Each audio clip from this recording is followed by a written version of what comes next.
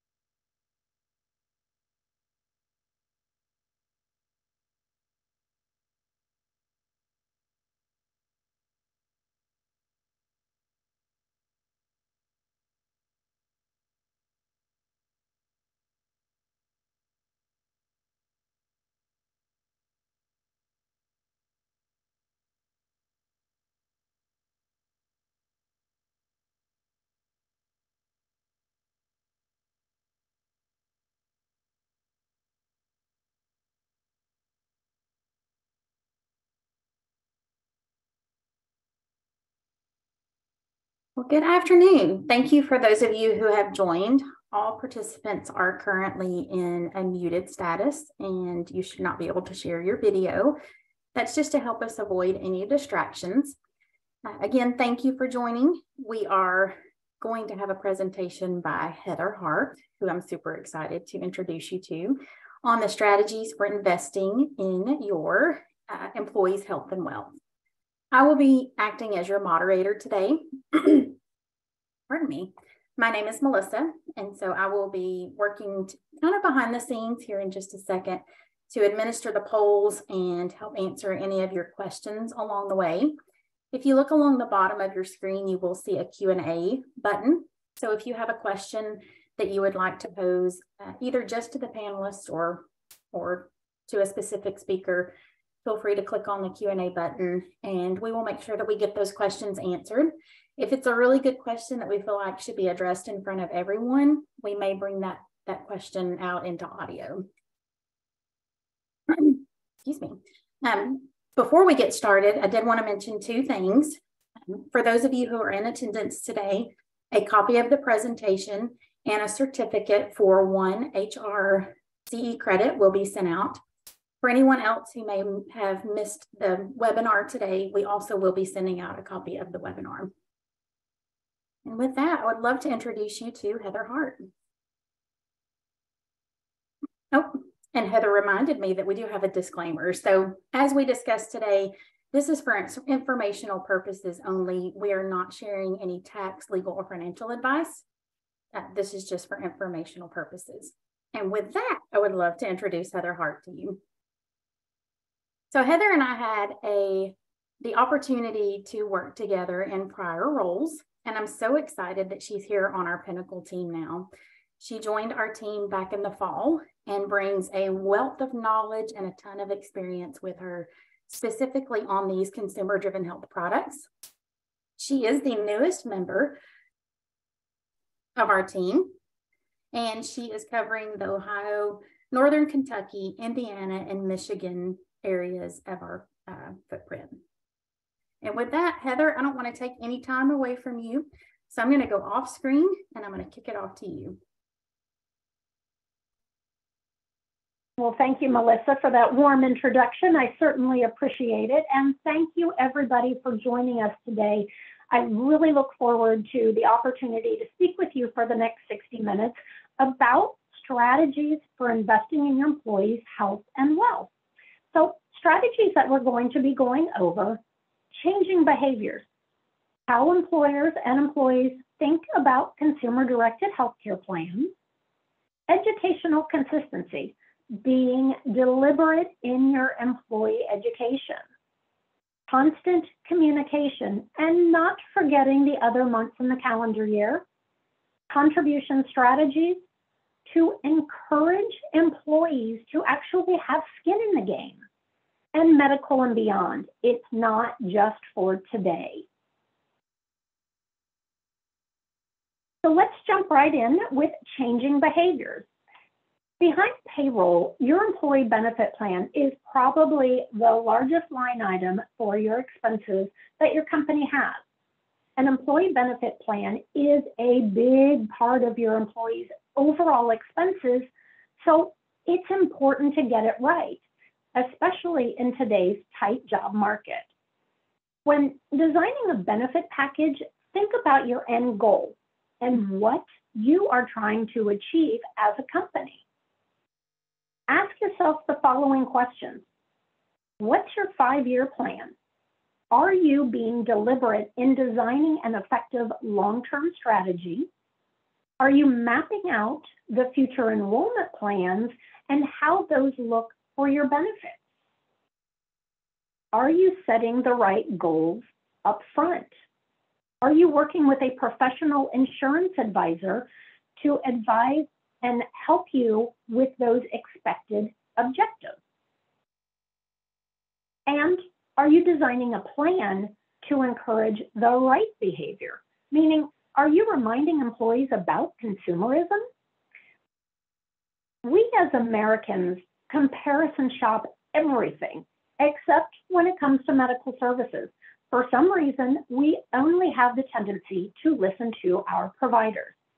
As an example, you may be at your doctor's office and the doctor may tell you you need an MRI, and there's one right down the hall.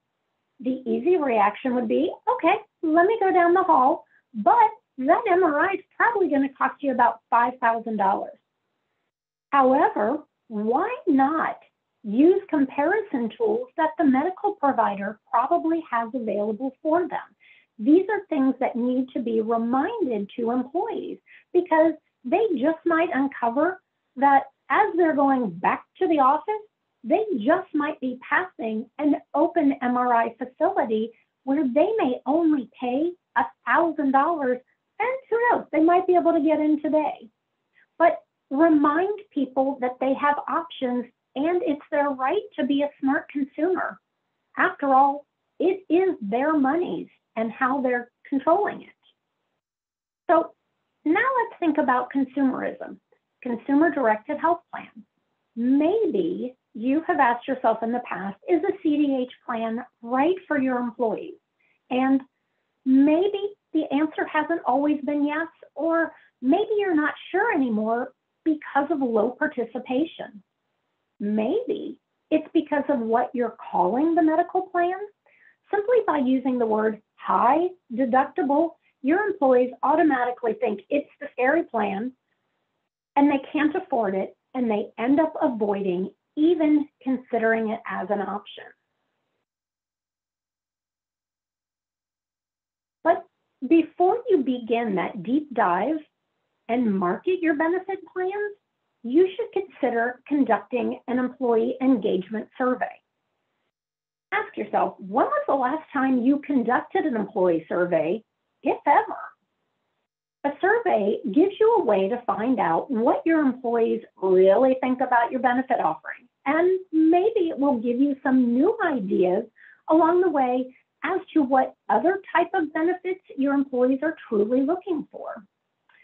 There's a company, OneSource Virtual, who recently conducted a poll.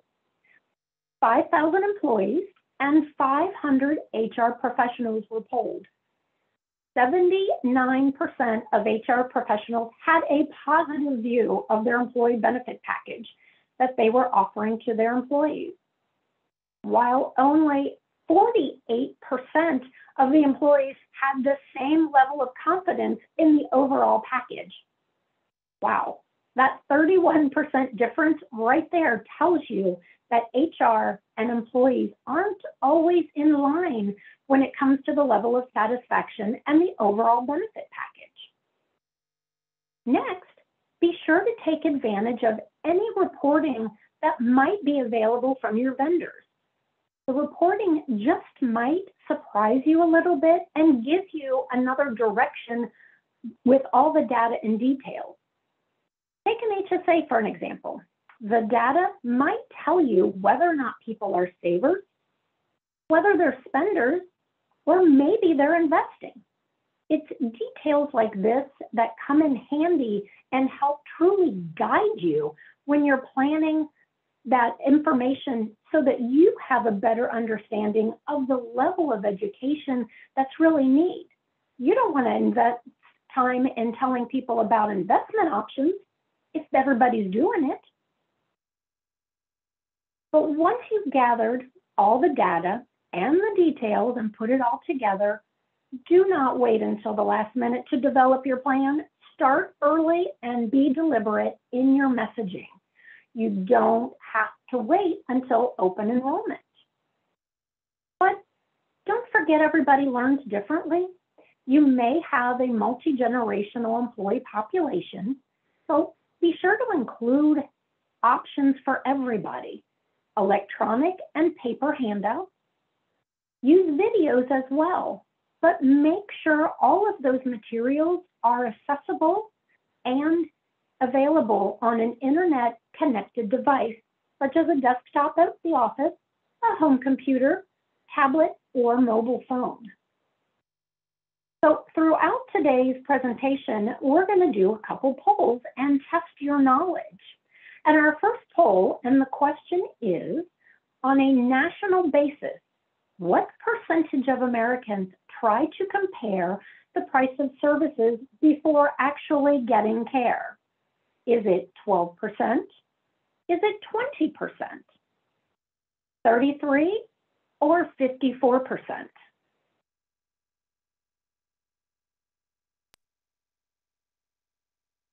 Well, we have 72% participation already, Heather.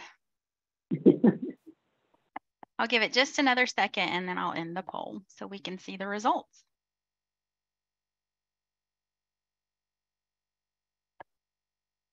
All right, we are now at 90% participation. So I'm going to go ahead and end the poll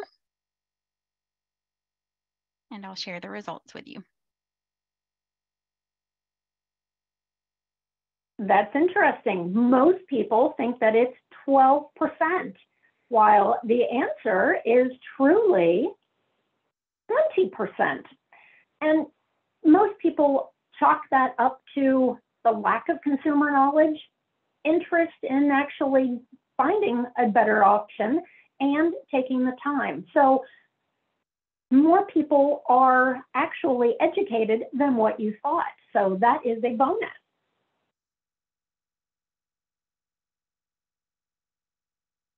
But let's talk about educational consistency. I encourage you not to have a passive enrollment. Instead, take the time out to educate your employees about all of their options, even if nothing is changing. Make them truly think about their benefits as opposed to taking the easy route and sticking with the same plan that they've had for a year, maybe 3 or longer. Remember, it may no longer be the right plan or the most cost-effective for that individual, because as people move through different stages of their life, maybe the individual is getting married, or they're getting ready to start a family, or they're soon to be empty nesters, or maybe they're skipping all of those options and going right for retirement. Encourage your employees to think about what the next steps are in their lives when they're considering their benefit packages. Now, let's talk a little bit about the what if when it comes to benefits, because everybody's afraid of it. What if this happens? What if that happens? How am I going to pay for my medical expenses? Let's think about the acronym for a minute. PPO, Preferred Provider Organization. But what if you called it a prepaid plan option? Because that's really what it is. You're really funding the what if. People have a tendency to pay and spend more money up front per pay period for that safe option and buy a PPO in order to have a copay plan, again, for that what if scenario. So let's think about the HSA and what it means. Health Savings Account. Maybe if you called it a savings account instead of that scary high deductible employee plan, they might look at it differently. A prepaid option versus a health savings account. Remember, it's all in the delivery and how you are educating your employees. So let's also think about the financial wellness and why you should encourage employees to think about their financial futures and how a health savings account should be part of that long-term financial plan. HSA monies are portable. They stay with the employee throughout their careers and all the stages of their life.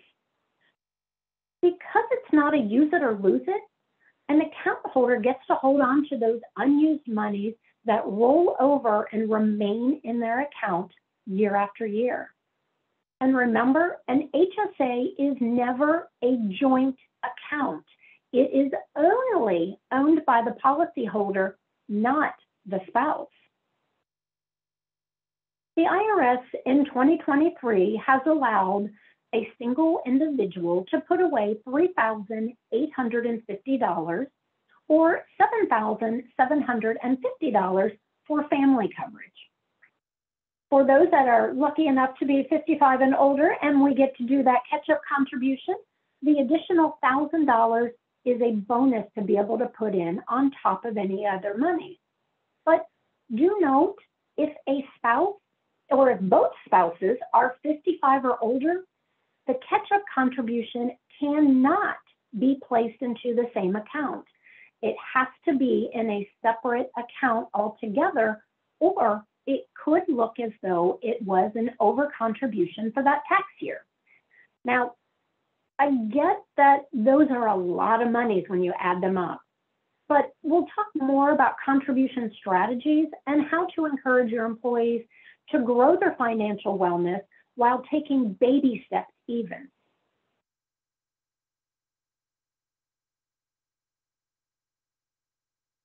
So let's talk first about how to make it easy for your employees to enroll in that health savings account. Start by partnering with an HSA administrator. Please don't ask them to go find their own administrator. It's really only going to discourage them from enrolling. It's something else that they have to do. They have to find somebody to where to put their monies in another bank. Make it easy for the employees and your payroll department. That way, you are not tasked with chasing down the employees to get their account numbers, and payroll isn't having to put monies aside because they can't make those deposits. Second, offer pre-tax deductions. This is a win-win for both you and your employees. When companies do pre-tax deductions through a Section 125 cafeteria plan, most companies are going to be they're going to be saving on their state, federal, FICA, and unemployment taxes when benefits are run through the pre-tax deduction. Is that cellular built into it? So those tax savings monies, they do add up quickly.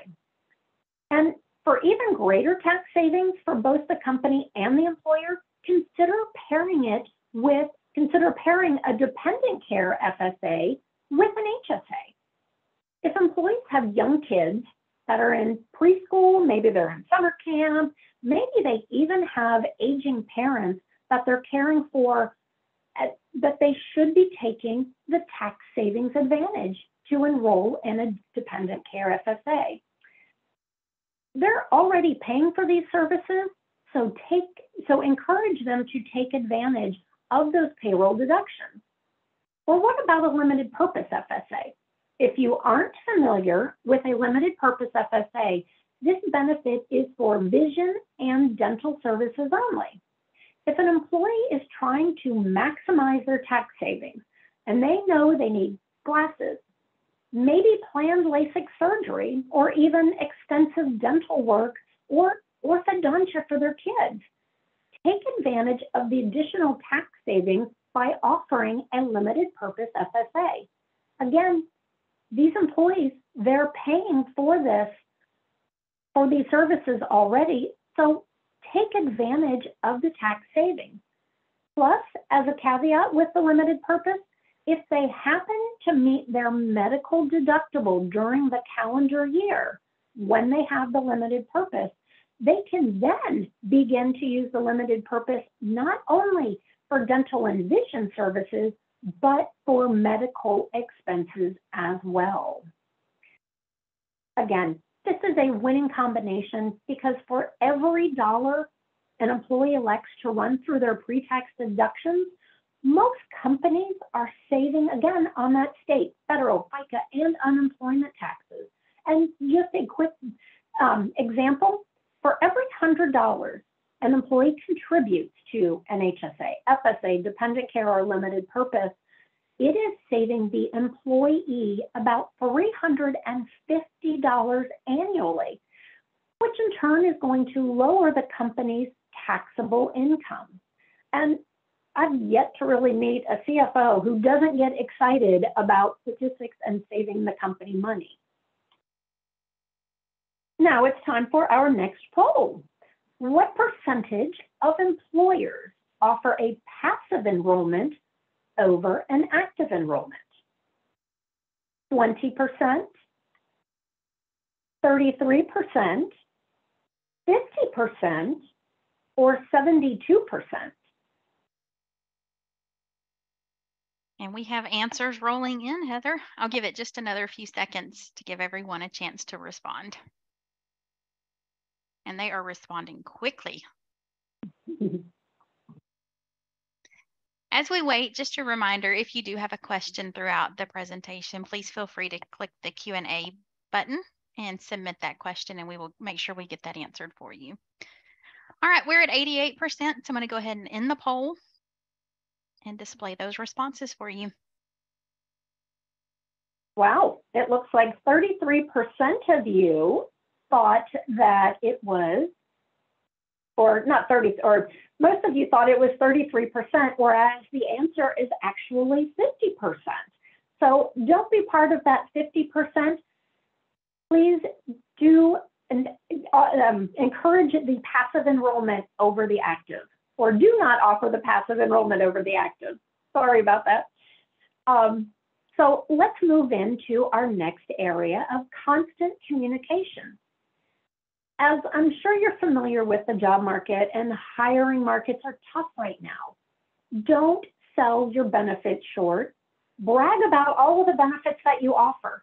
Even share the true compensation value of your total rewards package, because every dollar adds up and should matter to each employee because it's part of the overall package that they are receiving.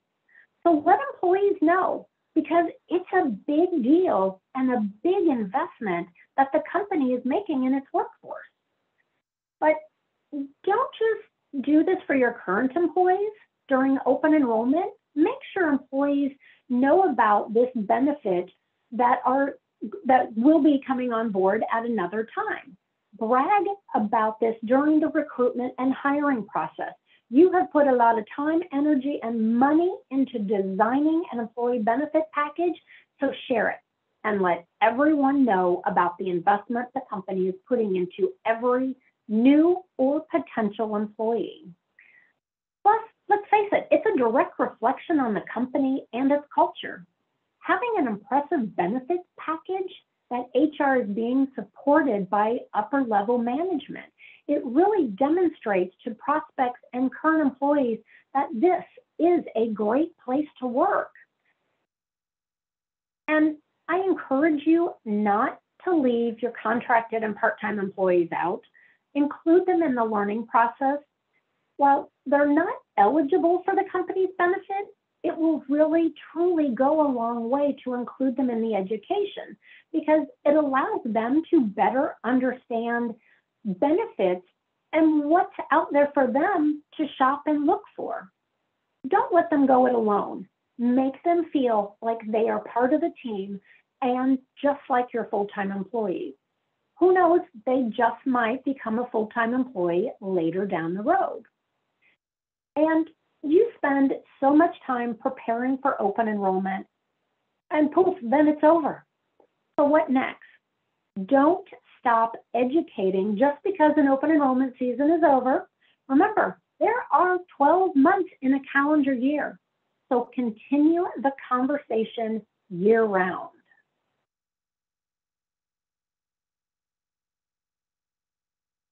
And remember the plan that we spoke about earlier, the one about being deliberate when designing an effective long-term communication strategy? When you're creating and building that strategy, be sure not to exclude the other months outside of that open enrollment. This is key to continuing the dialogue and being deliberate in the education and constant communication with your employees. Remember to use the data from your vendor partners, use the data from your employee engagement survey.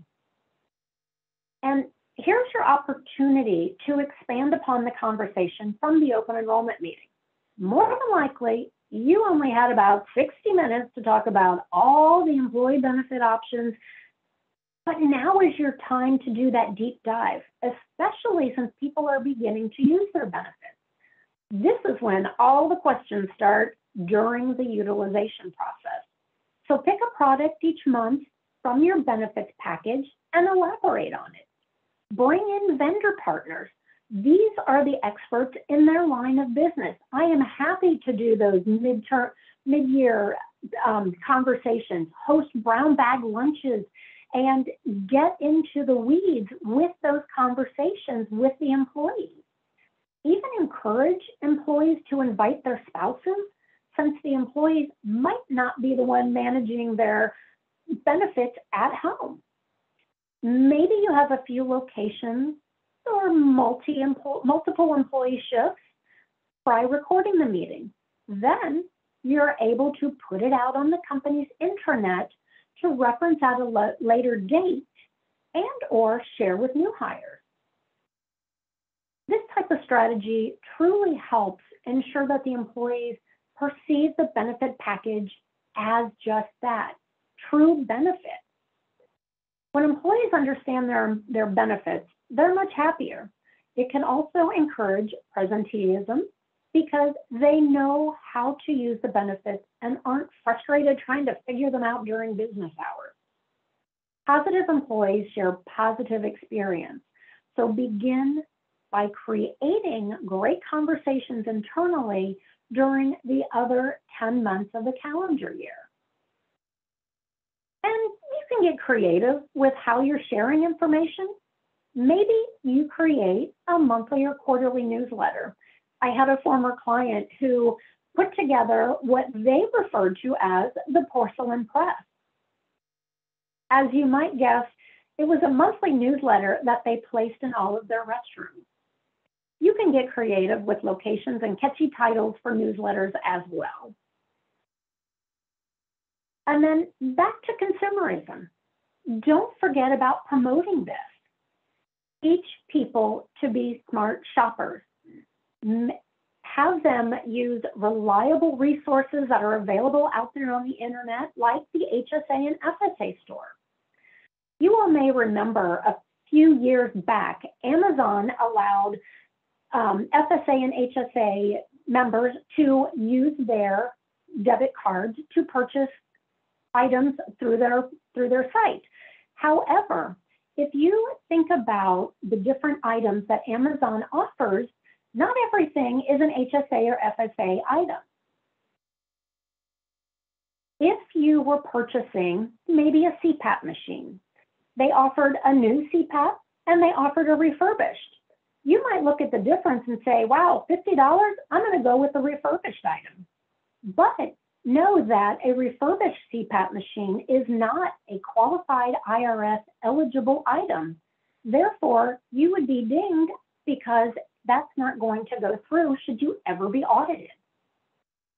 So use reliable sources and access research through WebMD. They have a symptom checker. Learn more about a recent diagnosis. Teach employees that they have access to these tools. Maybe they need to figure out how drugs are interacting with each other. And the great telemedicine that was just extended for a couple years by the IRS for HSA plan holders. Remind your employees that they have that virtual tool to access a provider. And my personal favorite, the pajama rule. Think twice before you head off to the ER for a sniffle, a minor cut, a sprained ankle. Use the urgent care for what they're intended for. So if you're at home and you're in your pajamas and something happens and you rush out the door without thinking twice about being in your pajamas, that's an ER visit. But if you get to the point where you are changing clothes, you're fluffing your hair, go to the urgent care center. Remind your employees of using those sensible, whether it's the urgent care or the ER. And we have our next poll. According to Harvard Pilgrim Healthcare, what percentage of employees do not understand their health benefits?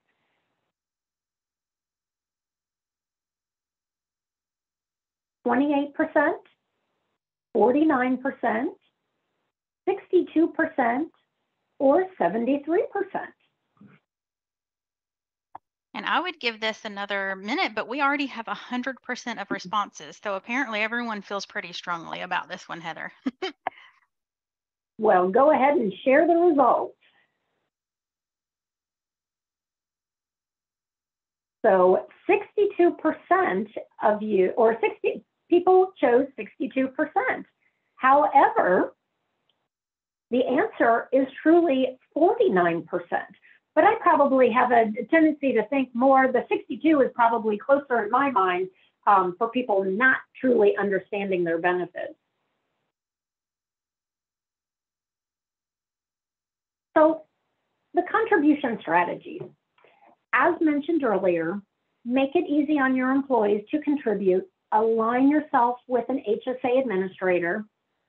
Don't forget about all those tax savings for the employer, your state, federal, FICA, and unemployment taxes that you get to save on. But now let's do a deeper dive into a real life employee tax example. So we're going to have an individual, we're going to call her Angela, and Angela makes $60,000. So without an HSA, subtracting her tax rate of $10,000, the 18% tax rate, we get her net annual pay. But say Angela and her family had a bad year, $7,750 they needed in medical care. When you do all of this math, her take-home pay is $41,450. However, if Angela had an HSA, if you subtract the HSA contribution from her gross annual pay, then we get her adjusted gross, and we're taking that 18% off of that for her final take-home pay of $42,845. That is almost a $1,400 savings for Angela just by electing an HSA and doing those pre-tax dollars.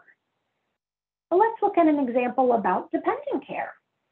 So again, Angela, that same $60,000 pay, reducing her tax rate, subtracting the $5,000 for dependent care that she is paying out of pocket already, for her final take-home pay of $44,200. So let's say Angela decided that she wanted to put that dependent care take advantage of those tax savings, and we took that $5,000 right off the top. We're only going to take the 18% off the $55,000 that she is making for that final take-home pay of $45,100. It's about a $900 difference. If she enrolled in both the HSA and the dependent care, she is going to be able to save herself almost $1,500 a year in pre-tax savings.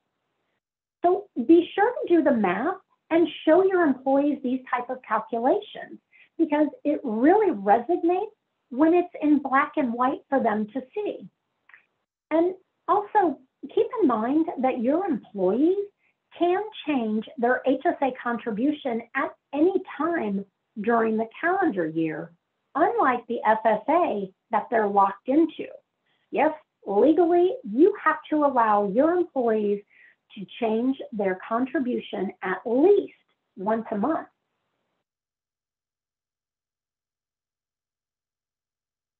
And take advantage of planning tools and calculators that are available, allowing people to do the math on their own.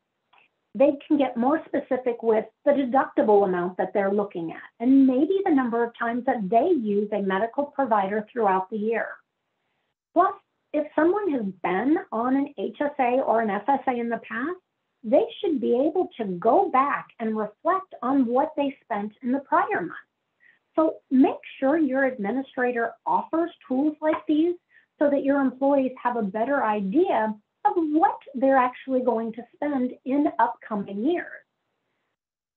Encourage employees to use these tools not only just during open enrollment, but throughout the entire calendar year, because it helps them to stay on top of what they're spending simply by looking at how they're spending their money. Where are they spending their money? Which family member is spending the money? So how is everything being used? Is it my son that I find in all of the doctor's offices because of his sports? It probably is for my family. So use these tools to predict future expenses.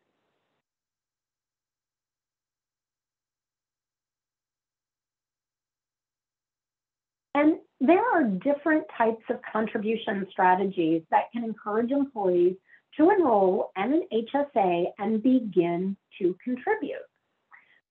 Because not everybody that enrolls in an HSA actually takes advantage of the true savings part and puts money aside, remember, if an employee or one of their family members incur a claim and they decide that they want to reimburse themselves, they cannot reimburse themselves for an expense that occurred prior to an account being opened. So I can't stress highly enough that you encourage your employees, even if it's just putting in $10 or $20 a pay period, just to get the account opened.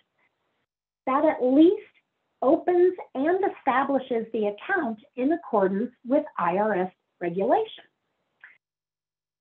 But let's talk about another type of contribution, seed money. This money is employer offered with no strings attached.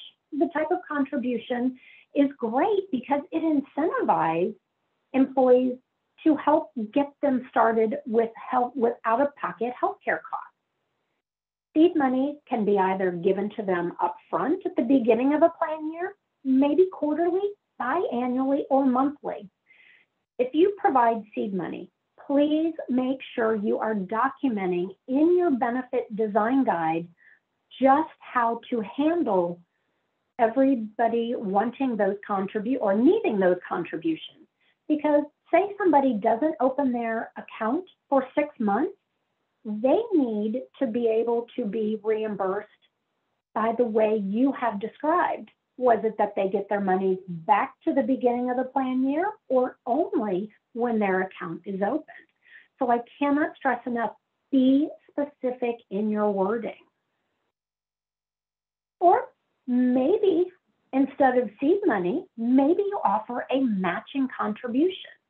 And this really is encouraging adoption of an HSA by allowing people to have free money. It's similar to a 401k matching contribution that allows employees to truly have skin in the game. And an example of a matching contribution, maybe you decide that you're going to provide $50 a pay period. If an employee can only afford $10, great, you're going to give them $10. But if somebody can contribute $50, wonderful, they're going to get that $50 match. But what if somebody is able to contribute $100? Even better, but you're still only going to be giving them the match of $50. That way, you're not discriminating against the lowest paid employees. So when educating employees, remind them about the flexibility of an HSA. Again, it's their money, it's portable, and they get to take it with them should they ever leave the company.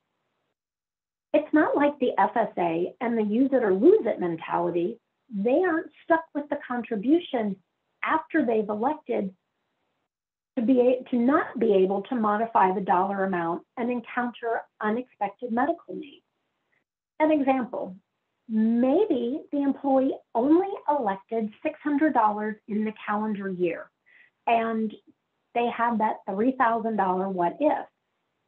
One way or another, they are going to have to pay for that medical expense because they should take advantage of the tax savings and modify the elected amount.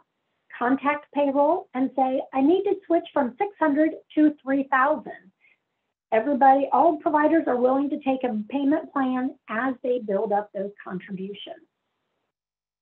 And if they're considering the HSA option over the PPO option, have them do the math on the price difference between the two plans. So in this example here, the PPO costs $500 a pay period. The HSA costs $300 a pay period. So the cost savings alone between the two, $125, put that money into an HSA. That way, the employee is going to have $3,250 in a pre-funded account against that what-if scenario in the event it happens. So as opposed to paying that $13,000 for that PPO and that what-if that may never occur, have them have that safety net of additional monies out there for them to use now or later. And what if your company is unable to offer a 401k to your employees? If you're that small and you can't do it, consider offering an HSA because it gives account holders the ability to start saving for their financial future, just like a 401k. Now, once account holders hit a certain dollar amount, typically they're able to begin to invest additional monies, just like the 401k. It encourages people to own their financial wellness, and it gives them a place to start by taking advantage of that tax-free dollar. So again, if you can't offer that 401k, consider putting in that HSA for your employees' financial wellness. We are off to our next poll. What percentage of employers contribute to an HSA? Is it 20%, 33%, 58%, or none of the above? And we do have answers rolling in, Heather. I'll give it just a few more seconds to give everyone a chance to respond. They're having to think about this one a little bit more.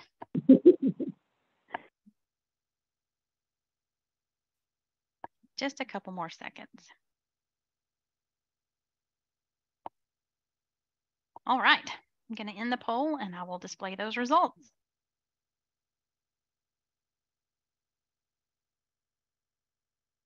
So it looks like option C, 58%, was the one that most people selected. And those of you who selected that, you are correct. So good job on getting that one right. And for companies we are working with, or that I've been working with, mostly I find that people do those contributions on a monthly basis instead of a one lump sum in the beginning. So not certain how everybody is doing that, but that's what we see as in the market that is going on with us, the way people are making contributions. So on to our last section for medical and beyond. Don't forget, an HSA isn't just for medical claims. You can use those monies for dental, vision, hearing, COBRA, long-term care qualified premiums, and even Medicare premiums. And with such an emphasis on mental health today, don't forget to remind your employees that they can use those monies for additional visits beyond what an EAP or a medical plan may currently offer. And while most people are living paycheck to paycheck, there are some who do have the means to pay for services out of pocket instead of tapping into their HSA monies that they've saved. So instead of going to the pharmacy and swiping your card for that $20 prescription, use your personal money. Maybe the pediatrician is $100. Yes, it's an inconvenience to have to pay that out of pocket, but save your money for those really big expenses. Like if you hit that $5,000 deductible, then tap into your HSA monies if you need to. Because right now, let's face it, we can afford that $20 at the pharmacy, that $100 at the pediatrician. Yes, ouch, that hurts.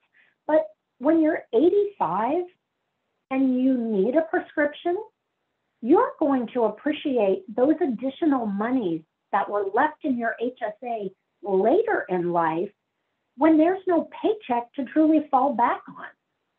So have the cushion. Don't feel like just because the money's in your account that you actually have to use it. And a great thing about an HSA is that you can take the monies out and use them now, or you can use them later without incurring a penalty, provided that, of course, it's all used for qualified expenses. Or hold on to those receipts and reimburse yourself at a later time, since there's no time limitations on when you have to reimburse yourself. You can reimburse yourself now, a year from now, 5 or even 15 years down the road. You get to decide what works best for you and your family. Plan for your future, and remember, it's not a use it or lose it. We're still in that mindset of the FSA where we feel like we have to spend down those monies before the end of the year or it's gone. It's not a use it or lose it, it's a stow it and grow it. And yes, that retirement bucket. Think about an HSA like a 401k, except better. Your 401k are your monies that you're setting aside because you're going to ride off into the sunset and retire, but nobody ever remains healthy all the time. As we age, we have a tendency to need more medical care. So that's when maybe I have to be able to dip into my HSA to pay those medical expenses instead of borrowing it from a 401k. So have your 401k fund bucket and your HSA medical bucket. That's going to help you get on the retirement bus with a little bit more confidence.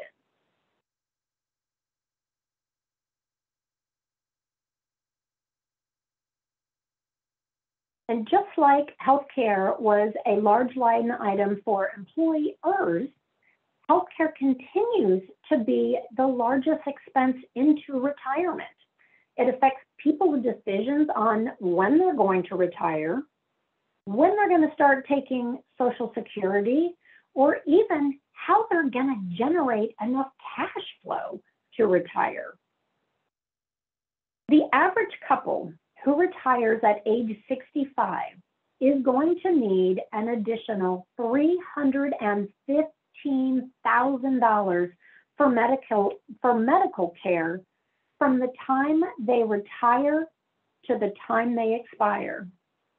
Remember, Medicare doesn't pay for everything, like medical copays, dental and vision.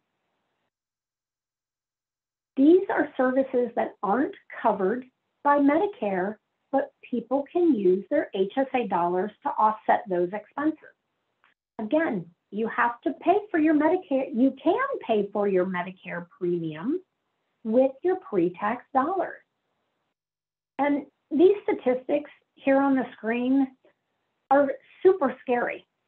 People are so unprepared.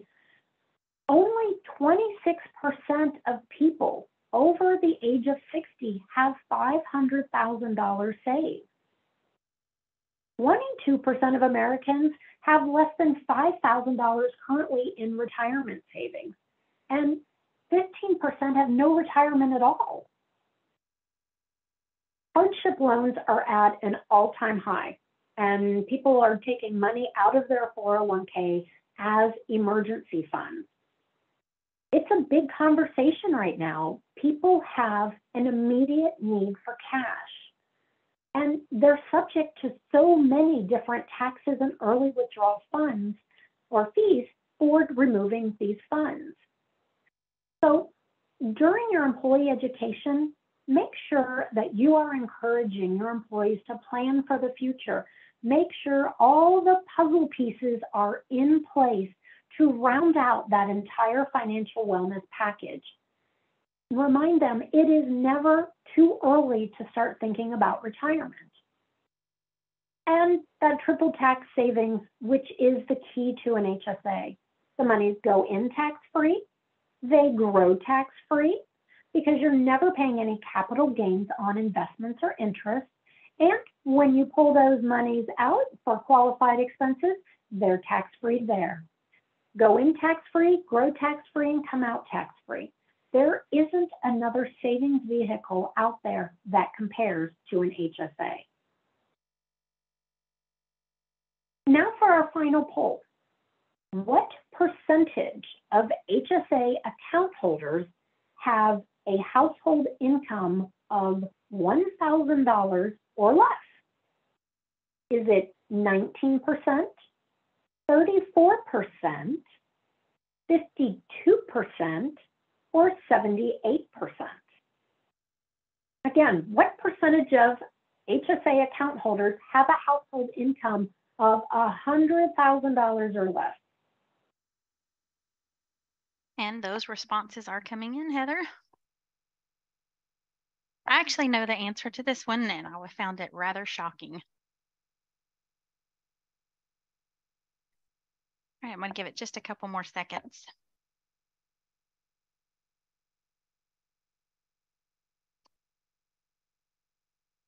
And it looks like we have most participants having responded now, so I'm going to end the poll and I will display those results for you.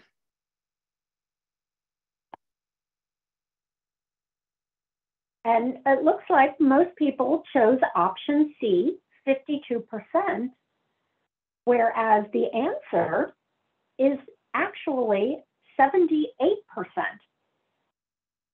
So many people think of an HSA as just for those high income earners, and it's truly not. Certainly, by the looks of this, there's a lot more people out there making under $100,000 that are contributing and have an HSA plan.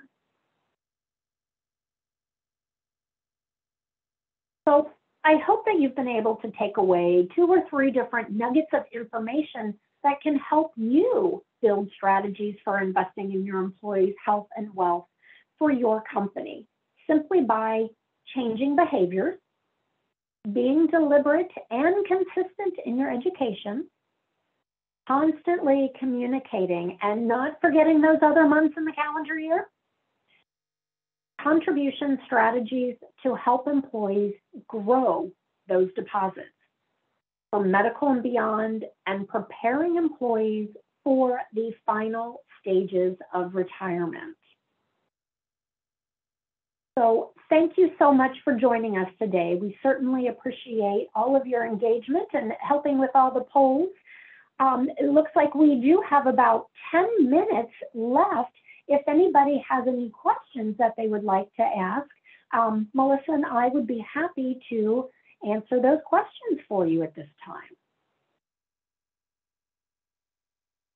And Heather, we don't currently have any questions in the queue right now, but we did have a couple of questions regarding the HSA account opening date and the funding for that. And so we can certainly talk through those questions and the answers that we provided.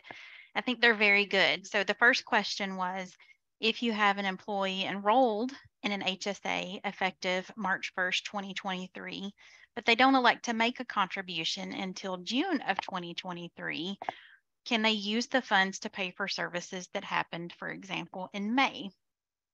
And the response, of course, is if the account was open March 1st or any time before May, then they absolutely could use any funds contributed, even if they're contributed, say, in 2024 or 2025, they could still use those funds to pay for an expense that happened in May of 2023. However, if the account was not opened before that date of service, then they would not be able to use those funds for that expense that was incurred in May. Great question. The follow-up question to that was asking about what about for employers who who pay the account service fees for those HSAs. They don't necessarily want to pay the account fee for employees who have elected not to make a contribution. That's a very good question. And so our response to that was that certainly I understand employers don't want to pay those account fees for employees who are not participating. We do have options around employer paid versus employee paid. And so if that account is set up as employee paid and the balance is at zero, we don't actually charge a monthly admin fee for that account. If it is employer paid and that balance is at zero, then we do. But there are certainly some strategic options, and we would love to kind of sit down and just talk through very specific employers with their HR teams and kind of strategize how we handle that. Certainly, if the employer is making a contribution, then there would be a balance, at least to start with. And so that's one great point that I think you were making in your prior slides, is that they're going to get more employee adoption and participation in the HSA if the employer also contributes as well. And I will look to see if there are any other questions, but there are no questions in the queue right now. So if you do have a question, we do still have a few minutes. Please feel free to click on the Q&A button at the bottom of the screen, and you can submit your question and we'll be happy to answer those live.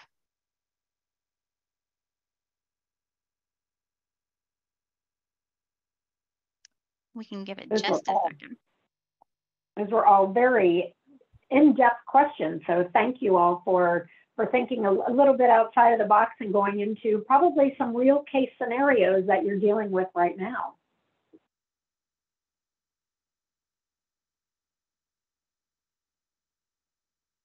Absolutely. To the last question, Heather, I love that we see that it's really the everyday average American who is contributing to an HSA. It's not something that someone is just using as a legal tax shelter and just stuffing away the money. I mean, it really is helping average Americans pay for their medical expenses on a daily basis. So that's an exciting number to see. All right, well, I still see no other questions. So I think it would be a great point now for us to go ahead and end the webinar. Again, if you've got any additional questions. Oh, we have a question. Let's answer it really quick. It's a partial question. If a husband and wife both have a HSA at their employers. So I'm thinking this question might be asking about, yes, that was the rest of the question. What is the contribution maximum? Heather, would you like to take that one, or would you like for me to follow up with that one? Why don't you go ahead? All right. So if they are married and filing their taxes together, then their contribution maximum is going to be that family maximum. So they each would have an individual maximum. It just so happens that the family maximum is 2 times the individual.